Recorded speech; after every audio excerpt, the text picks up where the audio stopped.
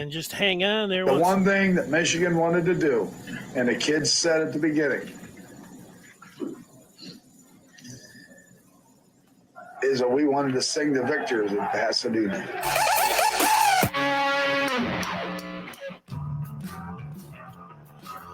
All right, welcome in here on this Tuesday, the 12th. It's Amazing Blue Review. Dennis Fithian with a special appearance by Jim Scarcelli, who normally joins us on a Thursday, but he is here on a Tuesday with good reason. Scar, how are you? Good to see you. I'm great. We're going to talk about a Michigan legend. We're sad to see Coach Moe go, but we're going to talk about just how great a man and father and coach and guy was just as good as they come, man. If you're someone that's joining us for the first time, we're here weekdays at 1 o'clock. We're part of Rivals.com. We kick it off live. You can join us with the feedback. We put that message up on the screen. We talk about the latest in what's going on in Michigan sports, and Scar is correct. It was just not even 24 hours ago we found out about the news about former Michigan coach Gary Moeller passing away, and we are going to talk about that right out of the gate. Coming up in a few minutes, like I mentioned, Jim normally joins us on a Thursday. On Friday, there was a big development in recruiting with Dante Moore announcing that he's going to go to Oregon. So we'll get Scar's thoughts on that commitment coming up after we talk about Gary Moeller. Well, Scar, you played from 81 through 85. Gary Moeller was with Michigan, and heck, he was with him for 23 years. At one part, defensive core. Take me back and how that you remember the first time that you met Gary Moeller. Well, I go way back because Gary Moeller recruited my brother in 1978 to go to Illinois. So I knew Gary Moeller, met him when I was, a 14, 15-year-old kid in high school when he was recruiting my brother to go to Illinois. My brother ended up going to Illinois, where Lloyd Carr was on the staff, and Norm Parker, the great Michigan State defensive coordinator. Those were guys that were on that staff. And so I go way back with them. My parents loved him when he was recruiting my brother. But it didn't last there, but I go way back with them. I'm going to repeat a few things that people already know, but he was a great player at Ohio State. He was a captain, and because we used to hear Coach Moe talk a lot about his Ohio State, playing for Woody. He didn't dwell on it, but he mentioned it, and he used to tell stories about playing for Woody. He coached with Bo at Miami, but Bo was on the staff at Ohio State when Moe was a player, so that's how they knew each other. And then he brought him on to Miami, Ohio when he got the job, when Bo got the job there. But, then when Bo came to Michigan, he brought Moe over as a position coach under Jim Young, who ran the defense. And then eventually, when Jim Young took the Purdue job, Coach Moe got the job at Michigan as the defensive coordinator. And he had many great years, one of the best defenses around. And then he ended up getting the Illinois job in 1977. He got that opportunity to be a head coach. That was his first opportunity as a head coach, and that's when he was recruiting my brother, and my brother ended up playing for him. And they only gave him 3 years, though. He didn't have a lot of as much success as he probably needed. Maybe he should have been given a little more time. But they ended up firing him, and then he comes back to Michigan. So my freshman year at Michigan, Coach Moe is working with the offense. And so as I'm getting recruited now again, Coach Moe was part of, recruiting me again, now recruiting my parents, and my parents loved him. They had a great relationship with him and his wife. Denny, I don't know if people know this, but when you go on a recruiting trip, many times your parents will come. Sometimes some of the trips my parents didn't come on. Everybody's different. Some of the trips the parents go. So the parents will go and do things with the coaches. They might have a few adult beverages, but my dad loved Coach Moe, and I remember him talking about him. They had a great relationship as I was getting recruited. So, anyway, He's the offensive. He's worked with the offense. Then I got 4 years with Coach Moe and is the defensive coordinator. So I sat in that room for 4 years listening to Coach Moe, teach defense and run that defensive staff and run that defense. And there was just so much I learned from him. But Coach Moe was brilliant. If I talk about Coach Moe, the first thing I got to start with is he's an intelligent man. He was very, very intelligent, very sharp. He was a great motivator. He knew how to motivate his coaching staff, his players. I saw him as a defensive coordinator. There's other guys that played with him, saw him as a head coach, but he was a smart guy. He was understood football. Great motivator, competitive guy, and he had a sense of humor. He was a funny guy. He had, football is so tough. The grind of going down to football practice every day. Sometimes it's nice to have your leader have a sense of humor, and Coach Moe found a way to have a sense of humor. He made the drudgery of football, make you endure it a little bit. But just a brilliant man. And Danny, go ahead. I want to let you comment on just some of the things I mentioned before I just keep going a little too long here. Well, the stuff so far is exactly what I'm looking for. I was interested to know, and you kind of talked about it, whether you considered Moeller more of an offensive mind, a defensive mind, or a head coach, because, I was just talking with somebody who was telling me about Steve Smith, who ran this ball. Remember when he ran that 50-yarder right down the middle of the field? And Moeller had said, hey, this is what's going to happen. This is exactly how it's going to go. And that's exactly how it went. And then on the defensive side, I hear that in that bowl game against Auburn, when the Tigers had 3 NFL backs, including Bo Jackson back there, and he kept him out of the end zone, what a great defensive coordinator he was. So, it's not often that you see a head coach or anything. Normally you're coming over and you say, well, this guy's, learned on the offensive side of the ball, or over on the other side. But here's a guy that he was both started on the offensive side, then he was over on the defensive side. But maybe it makes a little sense, because when you look at his playing days, it said linebacker, but then also maybe he played on the offensive side for a minute as well. So, and one thing I didn't know today is I was reading that Moeller had said he was surprised that Schembechler had brought him back to Michigan when he left to Illinois, because when he saw Bo, he said, I thought you had a rule that once somebody leaves, you don't bring him back. And he said, well, you're different. And he brought him back. So, yeah, Coach Moe understood football, man. I think one of the reasons he was such a good offensive coach when he did, lead our offense, and then when he did become a head coach, was the guy understood defense. Great offensive coaches really understand defense. They know that defensive coaches aren't stupid. And Coach Moe understood defense. I think that's why he was such a great offensive coach. So much of my philosophy was just around things I learned from Moe. But I'm going to give you a couple. Wasn't he going? He was got Michigan into the no huddle. I mean, we're talking about 90s, right? Yeah. He started opening it up, and getting away from the option. I don't know how that's the theory that Moe was the guy that was getting Coach Schembechler away from, the option stuff and, being so run dominated, looking for the Elvis Gerbacks and, letting Jim Harbaugh throw the ball. I wasn't in them meetings, but that's kind of the theory. I'm going to give you a couple Coach Moeller lines that have stuck with me. Here's one, when the guys were complaining about playing this, that, or whatever, I should be playing more. Coach Moe used to say this: what you do says so much. What you do says so much. I'd never forget that line. I must have used it 1,000 times as a teacher and coach. Coach Moe, I love you for that line. I used it many, many times. What else do I have on Coach Moe?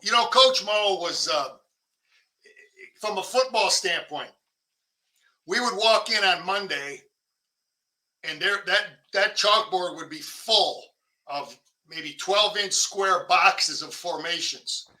Visualize a whole high school classroom, the size of a chalkboard, dry erase boards back in those days, but formations, filled with formations.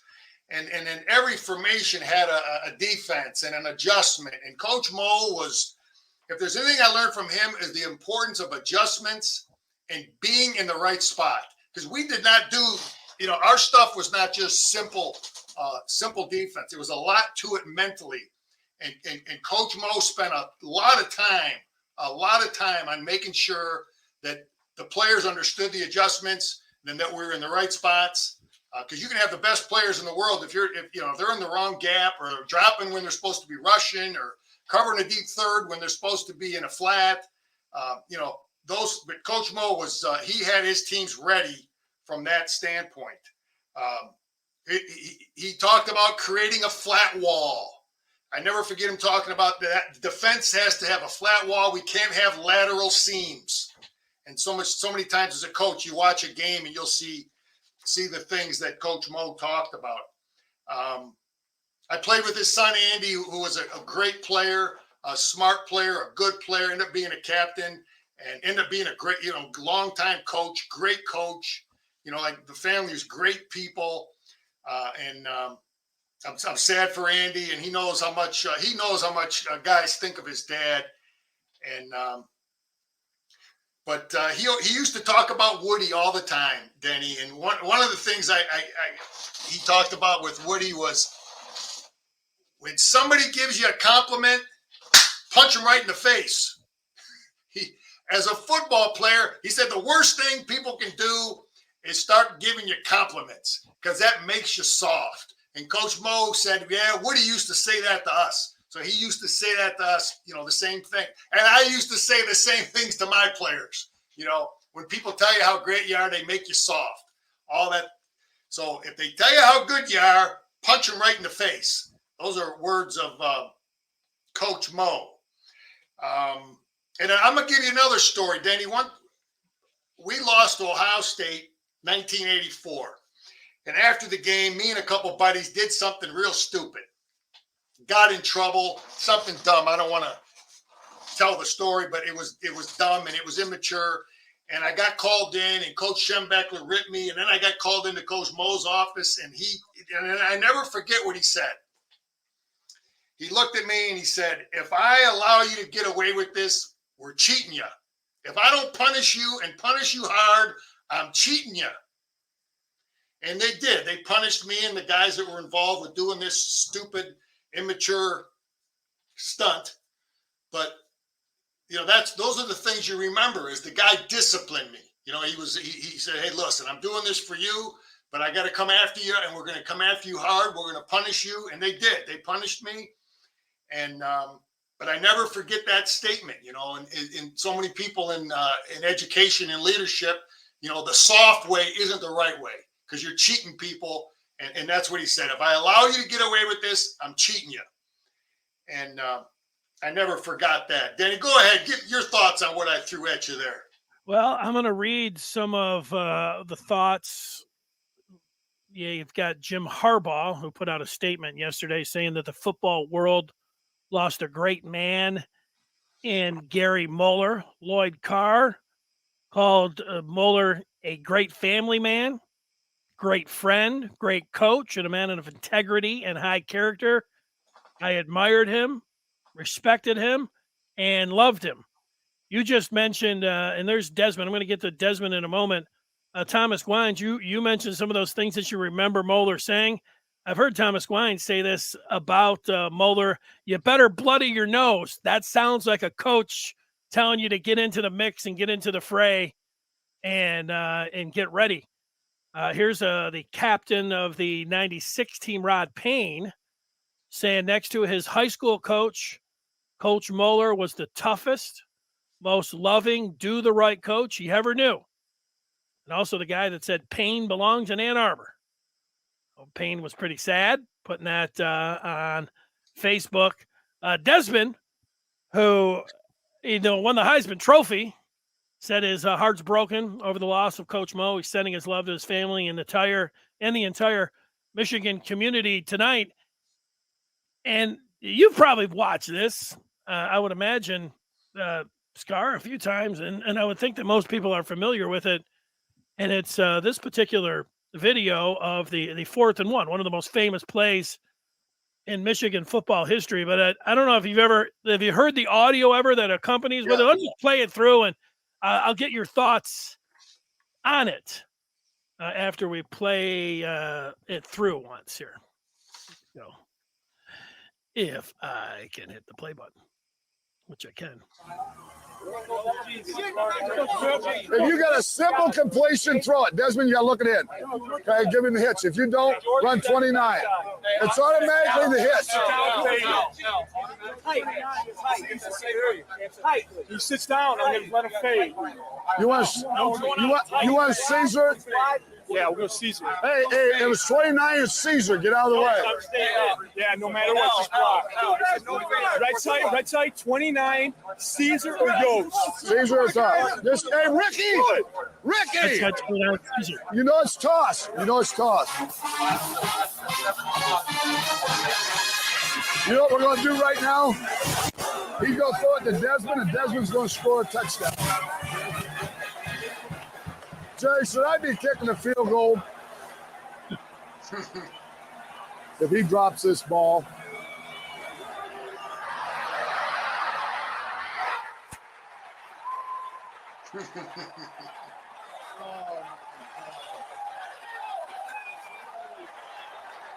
No, they were deciding on throwing it there. I had heard, I don't know, he had the option there. That kid is unbelievable.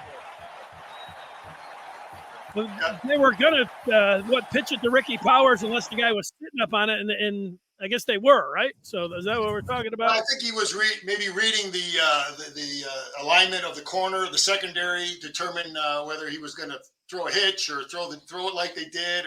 But yeah, I'm sure Elvis was reading that thing. But yeah, it was just bringing back memories of Coach Mo on the sideline and hearing him in the locker room and.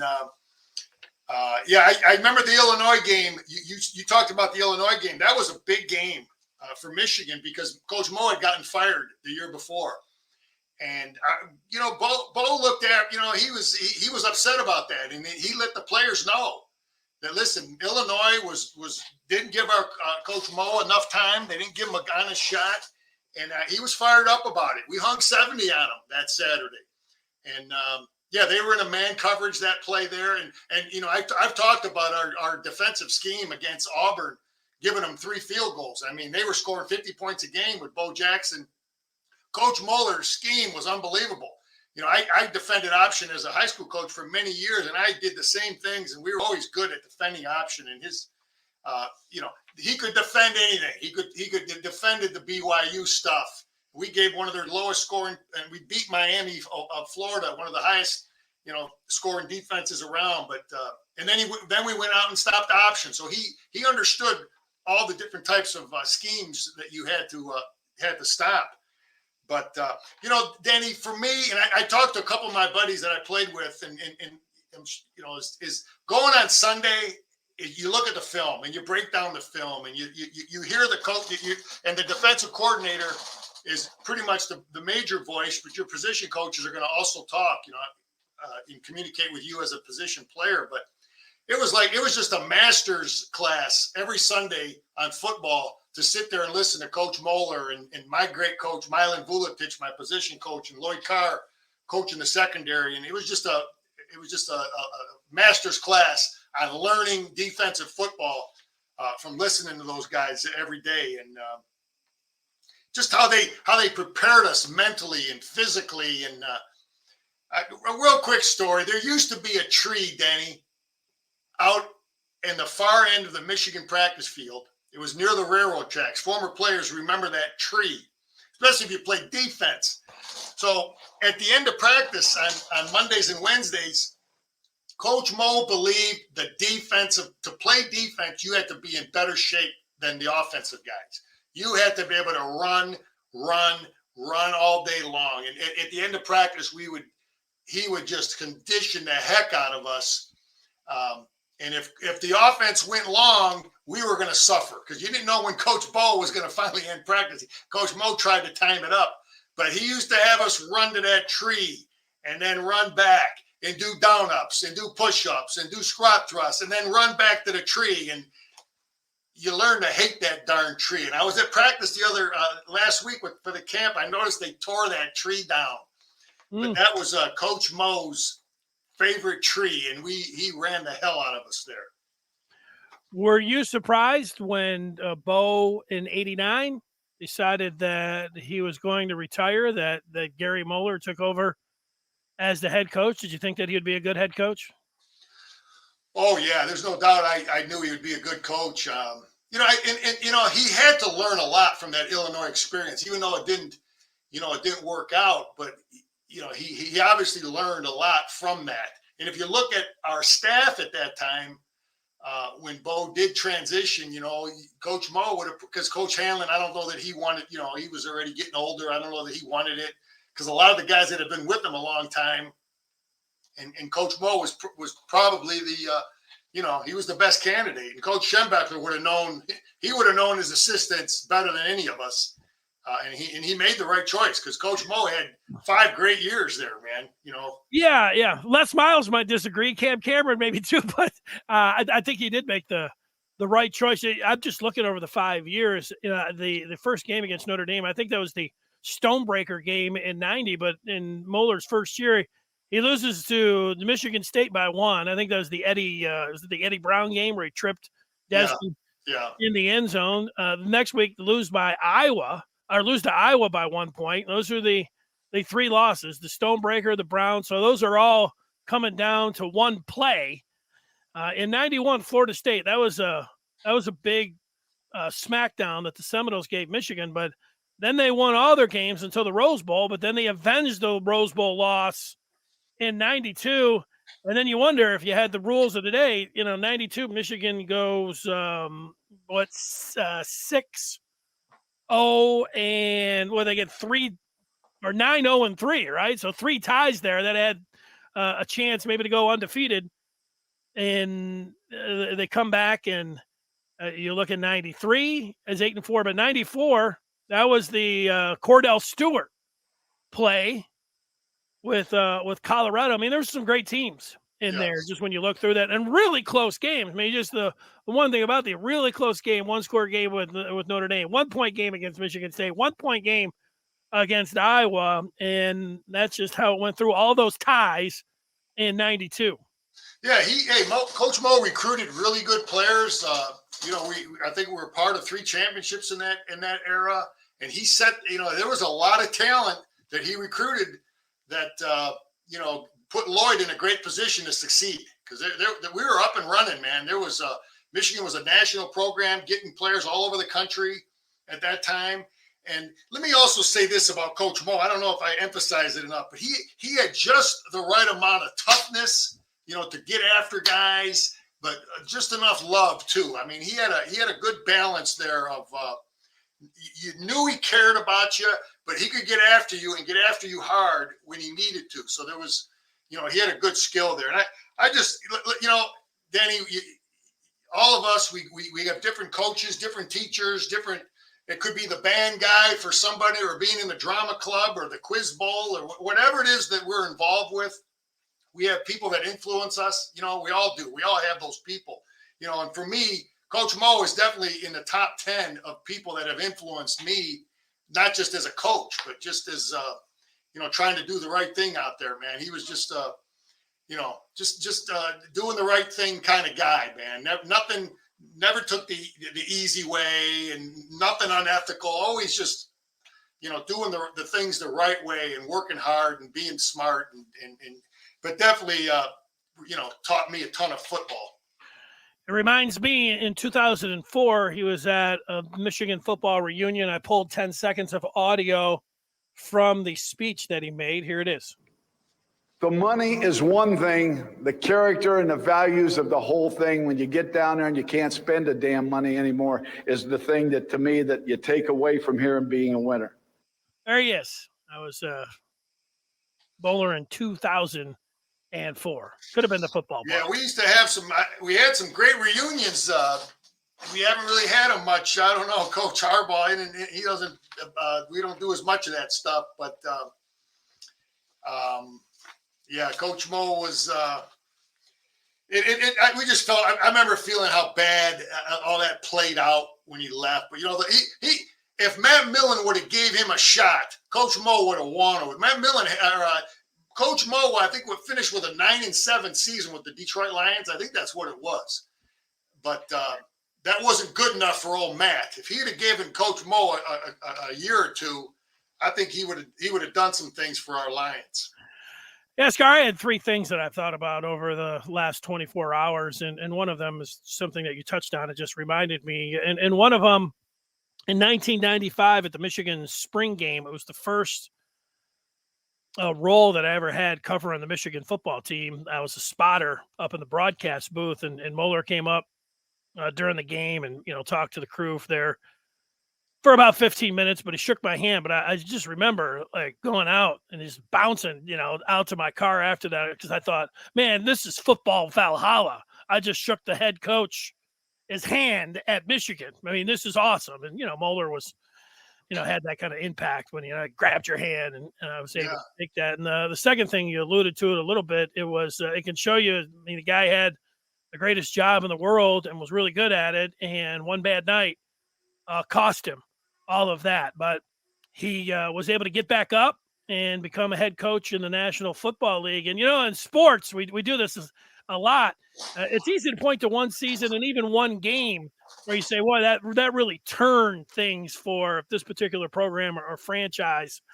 But one play in the course of history, Moeller was involved because he was the head coach on Christmas Eve in 2000. And if the Lions win the game against the Chicago Bears, they're going to go to the playoffs. And the Lions, man, they lost their quarterback. The game was blacked out. You had to listen to it on the radio. No Barry Sanders. Bobby Ross gave himself a bus ticket out of town. So Moeller takes over. And if they win that game, and they were in position, they fumbled late, and a Spartan kicker named Paul Edinger kicked a 54-yarder at the buzzer to end the Lions season. And with that, one of the worst GMs in the history of sports, Chuck Schmidt, ends up getting fired by the worst owner in all of professional sports, William Clay Ford. But then Ford gets Matt Millen and picks him as the GM, and then he moves on from Gary Moeller. So all of those things that happen with one kick. I mean, the Edinger 54. That's kind of routine nowadays, but in around 2000, 54, it's still a long kick. It's not routine.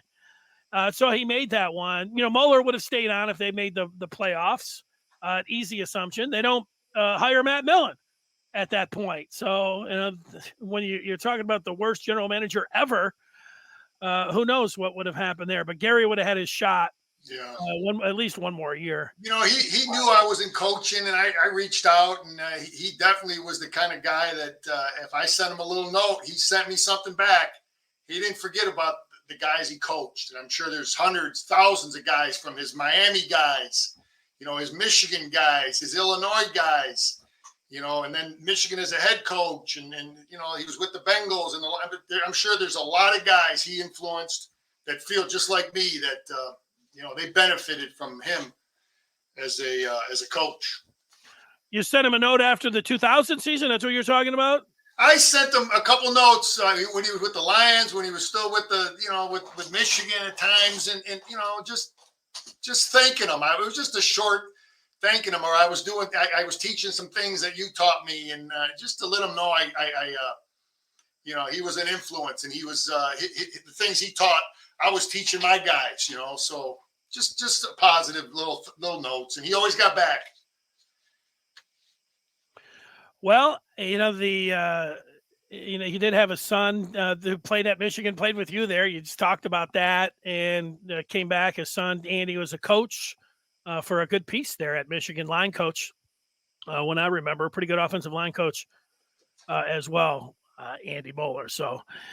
Yeah, I know the last couple of years, declining health. There was somebody saying last time that Gary Moeller had been out was a Coach Burton died a few years ago, and a lot of people had saw him there probably the last time. And then it was a nursing home for the last couple of years there for Coach Moeller. Another thing about Coach Mo is when you're a player. You do what you're told. You try to learn. They're teaching you. You're trying to understand the whole scheme.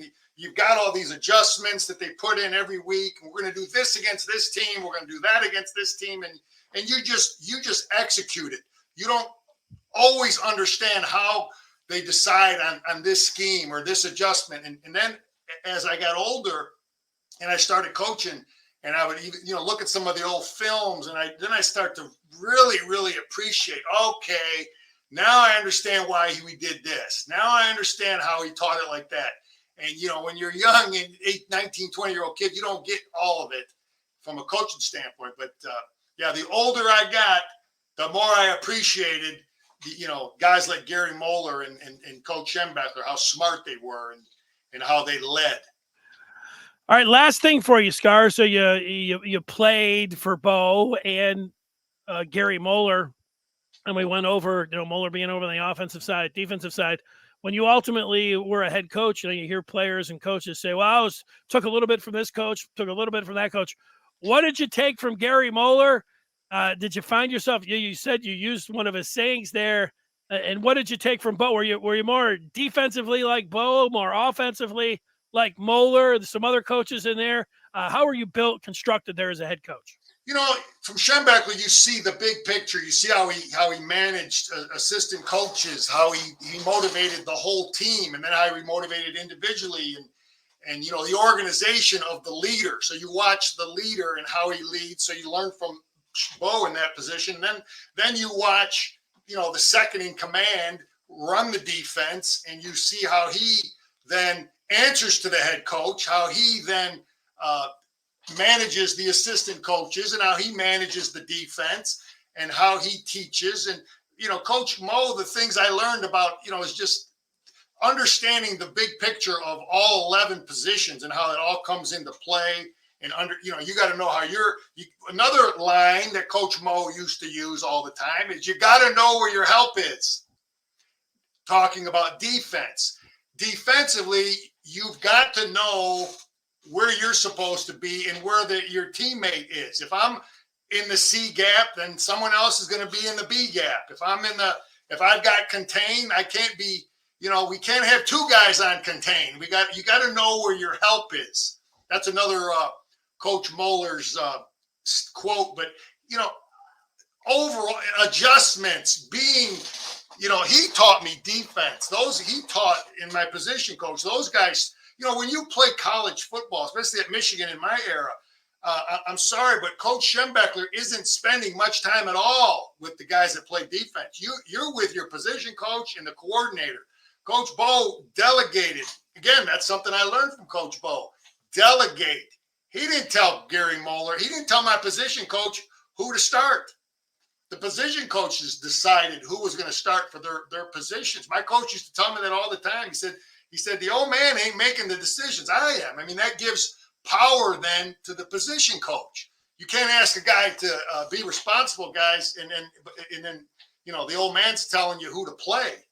So, but yeah, Coach Mo was brilliant schematically, brilliant motivating, brilliant with his practice schedule and his structure and how he taught things, and how he gave you that delicate balance of toughness with a little bit of love. And, I could go on and on about him. Well, you've done a great job, and this is a good transition to get into the recruiting from Friday, because Gary Moeller also, I would say, was a great recruiter. And if you look from 95, we talked about what happened in May. I mentioned the spring game that was in April, but before that, he had a 1995 Michigan football recruiting class. And in that Michigan recruiting class, you had Tom Brady and Charles Woodson. Charles Woodson and Tom Brady, both in that 95. David Bowens also in that 95 recruiting class. So a heck of a class. If you look, two right off the top, two of the greatest football players in the history of the game. And Michigan was winning, man. We were hot. We were winning Big Ten championships. We went all over the country. I know a guy, the guy that was the position coach that recruited Tom Brady, Billy Harris. He was from the school I coached. He was a good player at Michigan, good coach. But Coach Mo could talk to people, man. You talk about so many skills that the leader has to have. Coach Mo could talk to parents. He could talk to a kid individually. He could talk to the defense as a whole, the whole team.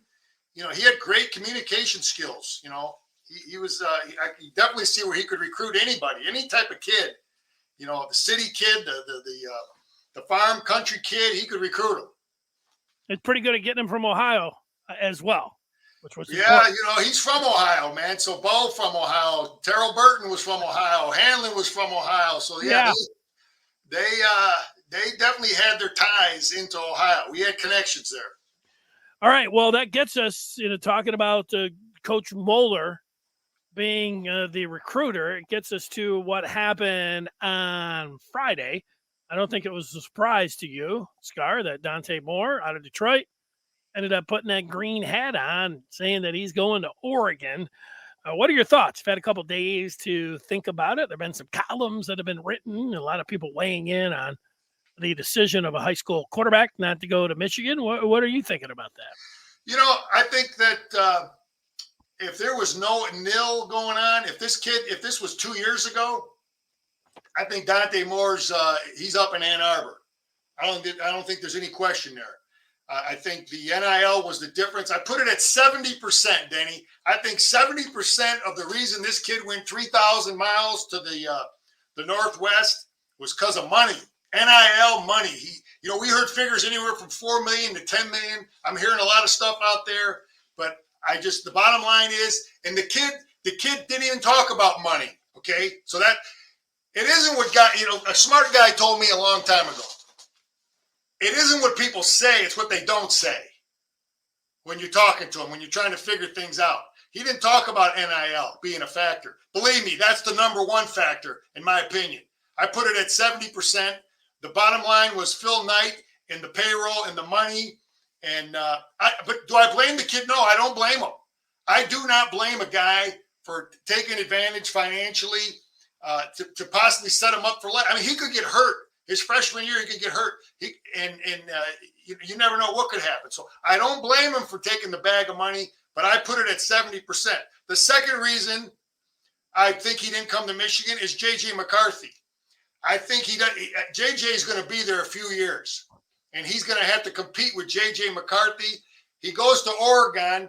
They got a transfer in there who will play this year, and after that, this kid can start as a freshman. And they're going to give him he'll probably come in early.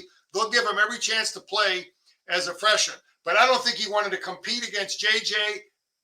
Do I blame him for that? No, I don't blame him. If he has a shot to get paid and have less competition, to get on the field earlier, but I think JJ's presence, I put it at 20%. 70% the money, 20% JJ. The other 10%, I put in our offensive scheme. He talked about that, and everything the kid talked. I'm not really listening to much of all what he talked about. He talked about our offensive scheme. Well, we do play with a lot of tight ends. We're not going to throw it as much as USC and Lincoln Riley and some of these guys. That's Jim Harbaugh. That's his offense. That offense we run is the Jim Harbaugh offense. It's not Josh Gaddis's offense. Okay, so then he talks about Josh Gaddis. I think that's irrelevant. I think that's spin. He talked about he wanted to take a shot at Weiss. I think that's BS. If he wanted to go play for Josh Gaddis, go to Miami and play for Josh Gaddis. If you love Josh Gaddis so much. They didn't have the bag down there, or maybe that's just a bunch of BS, Josh Gaddis, and he wanted to take a shot at Weiss. I thought that was terrible, taking a shot subtly, the spin, the bullshit, taking a shot at Weiss. So I put it on, and I don't blame the kid for taking the big bag of money. I don't blame him for dodging competition, but that's where I put it, Denny. That's my take on it. Yeah, I like that. Do you think that we have seen from Caleb Williams, who went to Oklahoma, ended up at USC, from Bo Nix moving around, a lot of guys that were highly rated quarterbacks that ended up moving about even before NLI? You saw that happen with the top signal callers, whether it was a log jam and figuring out to go somewhere else. Do you think that if things didn't work out in Eugene, that Michigan, with everything that transpired, I mean, there were some things that you mentioned, a lot of it there, but there were some other things that, you hear about as well. Do you think Michigan would entertain the idea of down the road taking Dante Moore as a transfer? Do you think the bridge has been burned? No, Danny. Our coaches, listen. The guy that recruited me to go to Michigan State, I loved him. I had a great relationship with him. He was hurt. It was a tough thing to say. Michigan isn't burning bridges. These guys are too smart. They know that these kids could come back. That something could change. You had Arbesnik on yesterday. He doesn't think. He's not sold that Dante Moore will still end up at Oregon. You never know what can happen. So I think it's just like any walk of life, any type of salespeople. You don't ever want to burn a bridge. He could. You don't know what can happen. But I want to make it clear, I'm not blaming him for the reasons he went there, because I get it. If he can financially put his family up and to be, but he didn't even mention it in his reasonings. But again, it's not what people say, it's what they don't say when you're sizing up, some of the things people say about anything. But I definitely think our coaches are smart enough not to burn bridges when you're recruiting a kid, because he could come back. There are a lot of Michigan fans that were upset with a national columnist yesterday who wrote a recruiting column. And he had mentioned Dante Moore being offered a scholarship by Jim Harbaugh back when, Dante was in 7th grade, and that his dad had a, Michigan tattoo. And then, the Wolverines lost him. And then he went over everything with CJ Carr, the legacy. And we don't have to revisit the whole thing. But, then his point was like, look, Michigan, had these two QBs, and Jim Harbaugh wasn't able to secure any of them. And, that's a knock on Harbaugh, not being able to get one of these guys or both. Do you think that that's legitimate criticism, or do you think Michigan fans were like, this guy doesn't know what he's talking about? They seem like a lot of people thought it was a hit piece. Well, Denny, we have been trying to figure out Michigan's plan to compete NIL. And, we've heard the statement, transformative versus transactional. And, do I know this is the ultimate question. Are our coaches, when they go into a family on a family visit, if they got to compete against Oregon, Notre Dame, Michigan State, Ohio State, are our coaches, do they have the same opportunity to compete to get those kids when they go in that living room? Or do other schools have different things they can offer that Michigan doesn't believe they want to go that direction? We can't get a straight answer on that. Okay, so, but yeah, Jim Harbaugh offered him as an 8th grader, not Josh Gaddish. Jim Harbaugh has had a relationship with this guy, for four or 5 years now. So it's, for him to turn that relationship down with Michigan down the street, you just have to draw one conclusion. And I don't know that, you can't blame a guy for not signing a kid if you don't have the ammunition when you go in that living room to compete to get a recruit. Yeah, recruiting is a tough business. And, it's always drama filled. It has a lot of twists and turns, and you didn't know 2 years ago, like you were mentioning, that there was name, image, and likeness. But there's a few things, but it doesn't matter to fan bases. It doesn't matter to a lot of people that cover the teams. You can't complain about injuries. You can't complain about the officials. A lot of times you feel like you can, and you really can't complain about teams cheating or doing things, because that's been going on for as long as we've been watching the game. But it's always front and center as we talk about it. OM sending some feedback in. He says, if Oregon loses to Georgia, Utah, and maybe one more team, Dante will decommit. Also, Michigan could have an 11-plus season to get him. Michigan having success on the field, that's going to help. I'm with him there. I don't know if a 3-loss Oregon team out in the now Pac-10 is going to affect him if he's got a contract in front of him that he signed that he's going to get, $3.5, $4.5 million and a half dozen jobs for his family. I think that that part's not going to matter. Yeah, I just think this kid going to Oregon, it tells you that all the wins, the Big Ten championship down the street, the great education, the great facilities. We want to keep talking about facilities. All that stuff takes a back seat if this guy's got a big bag of money. Travis on the feedback. Scar says, Dante who? We have JJ for 2 to 3 more years. That's probably why we weren't attractive for 23.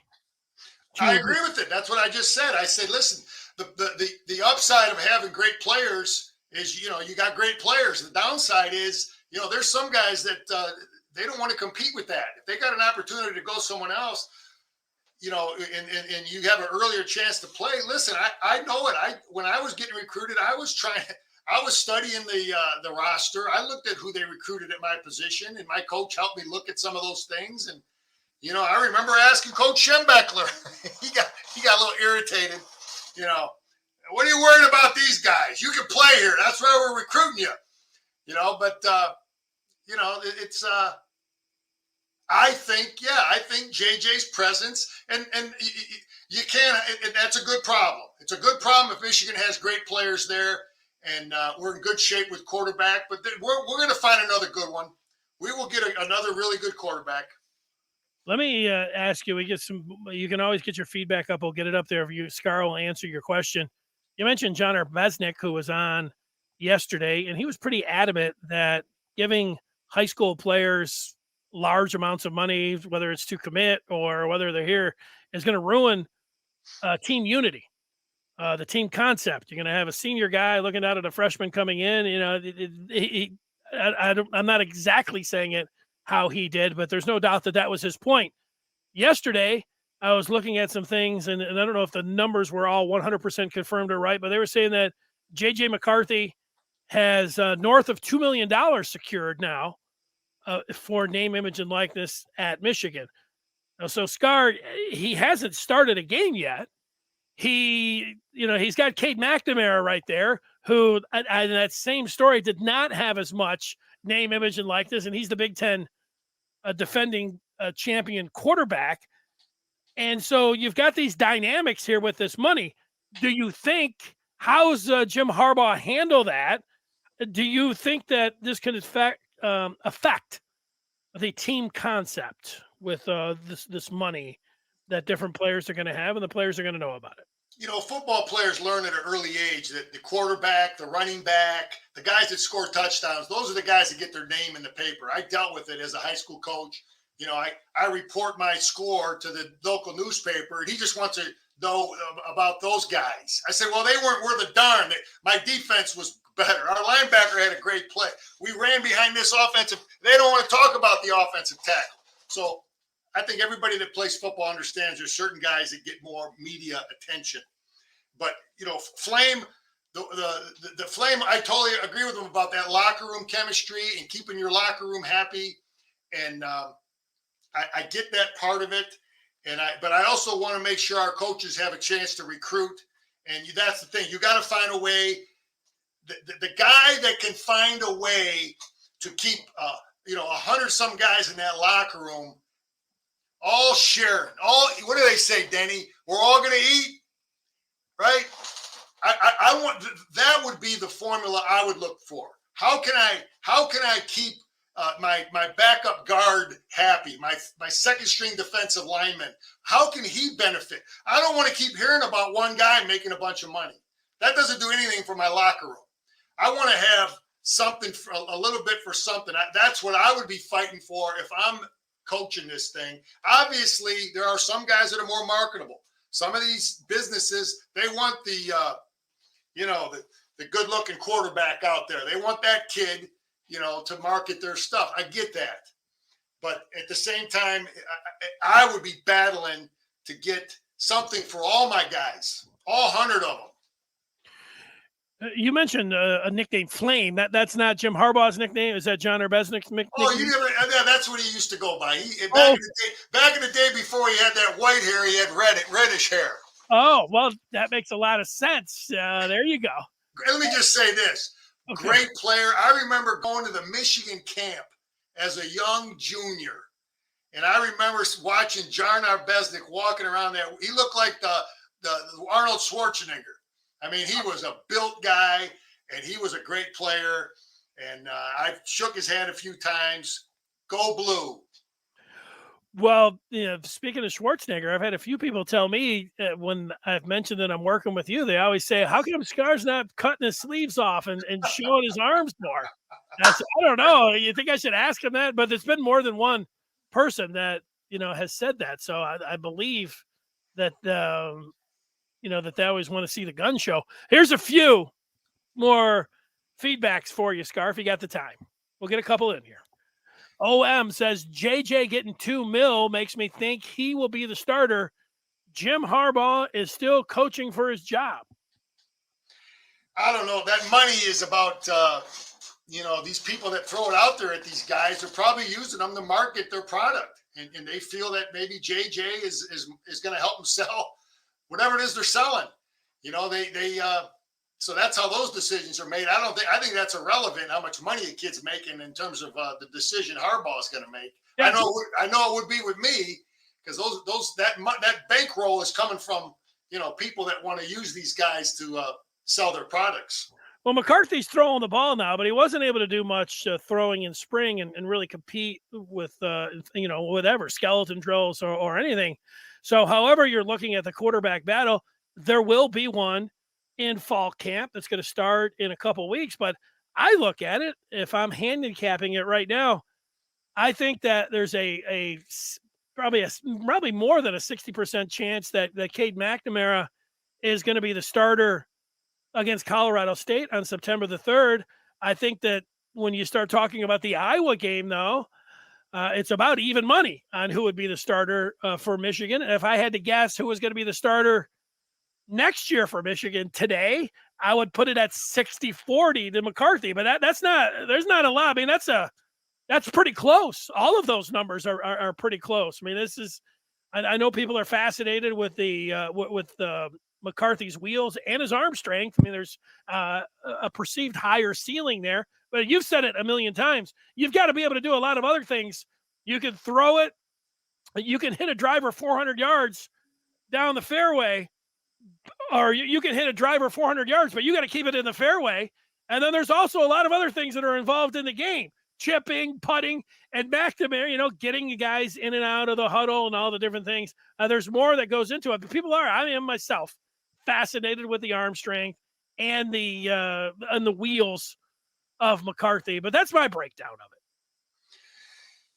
Yeah, for me as a coach, and I know our coaches thought the same way. There's nothing like game reps, game performance, proving yourself in game environments.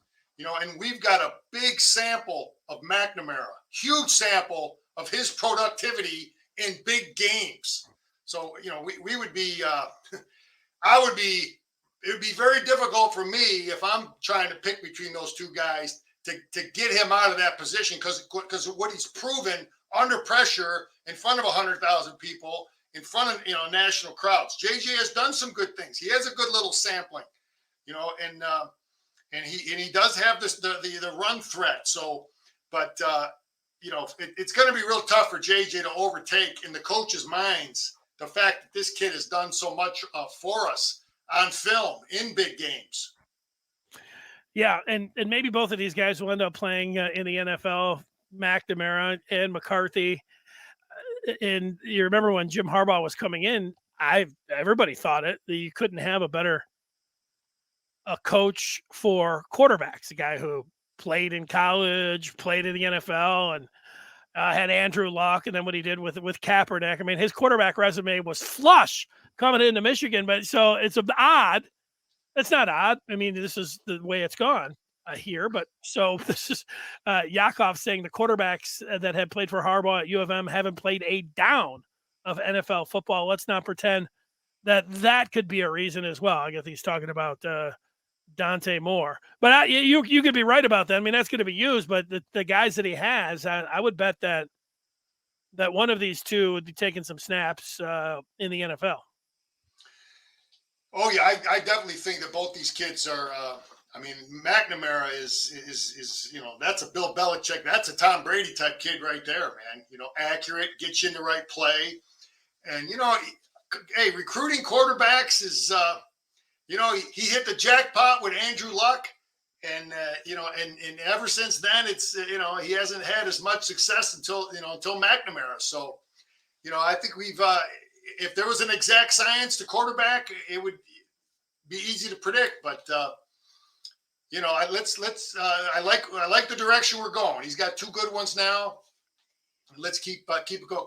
Cade will start this season, according to Jesse. I agree with you, Jesse. There's your question. Who would Moeller start? Coach Mo would probably think along the same lines I'm talking about with who's done things, who's productive. But at the same time, Coach Mo understood the difficulties of defending a quarterback that can run. We talked about it. I know when I played outside linebacker on Monday, the first thing I looked at was the first question I had to find out was how fast is the quarterback? How fast is the quarterback? It changes everything for the guys that have to rush the quarterback. You got to know the limitations of the quarterback from a speed standpoint. Good stuff. OM saying Corum and Edwards equal Sony Michel and Nick Chubb, the Georgia Bulldogs running backs from the past couple of years. Either Blake Corum and Donovan Edwards could be as good as any running backs in the country or any running backs that have been around. I like both of them. I mean, this is getting back to the current team. And sometimes you do this in the off season, but what's not to like about either of those guys? We haven't seen Donovan Edwards. He's proven himself if he has, I would say, elite talent. It has been pass catching, so we haven't seen him really running the ball between the tackles. And Corum, he had a few drops, and he did get hurt, but he looks like a great back to me. I think both of them could be great backs. I mean, I don't have any knocks on them. Is it between the tackles that you might think can – because Hassan Haskins was so good in short yardage situations, they went to Hassan Haskins every time. That's going to be the one thing. Can these guys prove that they can plow ahead, Scar? What do you think of Blake Corum, in my opinion, does everything well. Everything. The kid secures the ball. He makes people miss. He's got speed. He pass protects. He is a tough pass protector. He's good. He catches the ball. He's he does everything. Donovan Edwards is the breaker. He's the guy that can go the distance. I think maybe a little more than Corum. But the only thing I have not seen proven to me with Donovan Edwards is the pass protection ability and how good a job is he going to do protecting the quarterback. That Michael Hart will get him situated. Michael Hart will teach him that. He didn't show it to me as a freshman, but that takes time. He's got to he'll get better with that. And what we see this year coming in, Michael Hart will have him ready, and he will be a complete back in all areas. He's got to secure the ball. I don't like some of that stuff where he pumps his arm like that when he gets in the open, because he had a fumble. He had a fumble on our sideline in one game, and I gotta see that he can secure that darn football and he can pass protect. That's what I'm looking for from Edwards. Good stuff, Scar. We'll wrap it up looking back at Gary Moeller. If there's one game maybe Michigan could dedicate to the former Michigan head coach, I'm going to go to November 19th. It is Michigan's last home game of the year. They're playing Illinois. How about winning that one for Coach Moeller? Yeah, Coach. That'd be a nice one for Coach. I know that game 1981. I know it was very emotional for Coach, and Coach Schembechler put a lot of emphasis on it. And we won it. We hung 70 on him, and I love you, Coach Mo. A lot of your former players, they love you, and for everything you did for us is developing us as men, not just players. Great job, and Michigan will do a great job in the opener with a tribute for Gary Moeller, I'm sure. Go Blue. There he is, Jim Scarcelli. Thanks for watching. Thanks for joining us on Clubhouse. We'll